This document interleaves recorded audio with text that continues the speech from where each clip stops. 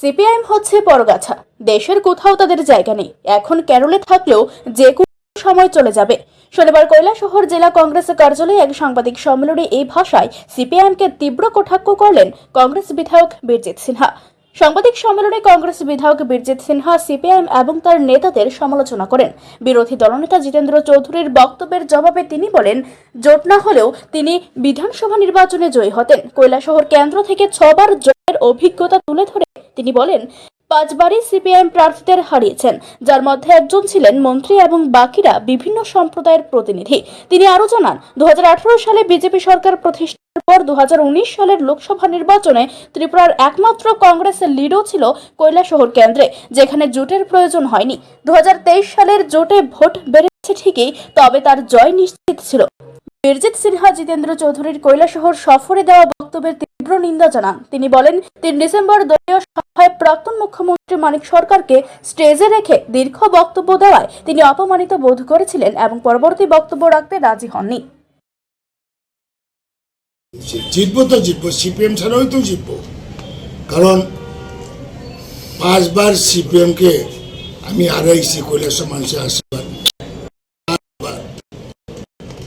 মিনিস্টারও ছিল।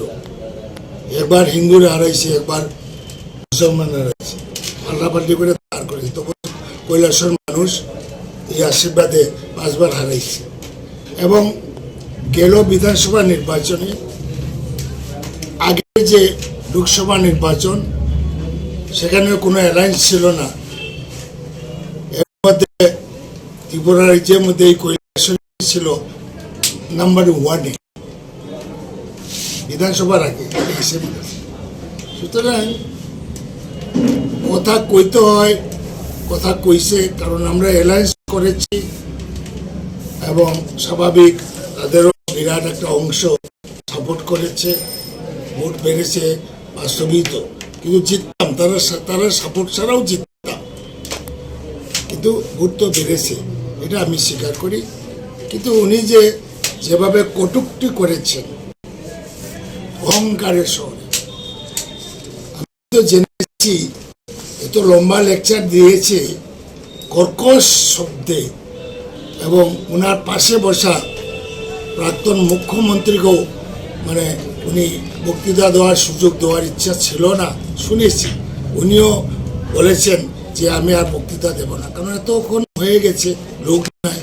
তো সবাই রিকোয়েস্টে মানিকবাবু আবার ভাষণ দিয়েছে, এগুলো খবর পাই, সত্য মিথ্যা তো জানি না।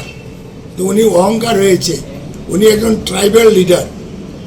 গত নির্বাচনে কেন ট্রাইবাল রিজার্ভ সিটে দাঁড়ালেন না? নাম্বার 1। নাম্বার 2, সাবরুমে যে উনি দাঁড়ালেন জেনারেল সিটে দাঁড়িয়ে সেখানে 200-250 ভোটে জিতছে। যদি প্রদ্যুৎ কিশোর মহারাজকে উনি গালিগালাজ করে, মহারাজ প্রদ্যুৎ কিশোর দেববর্মনকে গালিগালাজ করে, সমালোচনা করে, প্রদ্যুৎ কিশোর দেববর্মন যদি সেখানে ক্যান্ডিডেট দিত, উনি কয় হাজার ভোটে হারল না।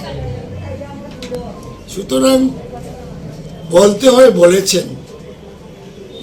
বলেছেন, কারণ আপনারাও ছিলেন প্রেস মিটে। আগরতলাতে কংগ্রেস বিশ্বাসঘাতক, এটা জবাবে তো আমি বলেছি পরগাছা, স্বর্ণলতা, এটা তো বলবই। সিপিএম তো পরগাছা কোথায় আছে ভারতবর্ষে? বামফ্রন্ট সরকারের সময় বিরোধীদের প্রতিযোগিতার অভাব তুলে ধরে বীরজিৎ সিনহা বলেন, প্রাক্তন মুখ্যমন্ত্রী মানিক সরকার এখনও সরকারি সুবিধাভোগী বিলাসবহুল গাড়ি এবং সরকারি বাড়ি ব্যবহার করেন, অথচ কংগ্রেসের প্রাক্তন মুখ্যমন্ত্রী সুধীর রঞ্জন মজুমদারকে সেই সময় কোনো সুবিধা দেওয়া হয়নি। তিনি বলেন, সিপিআইএম নেতাদের অহংকারের সীমা নেই, তারা মুখে যা আসে তাই বলে ফেলেছেন। এদিনের সাংবাদিক সম্মেলনে উপস্থিত ছিলেন জেলা কংগ্রেস সভাপতি মোহাম্মদ বদরুজ্জামান সহ অন্যান্য নেতারা। Bureau report, Rithi network.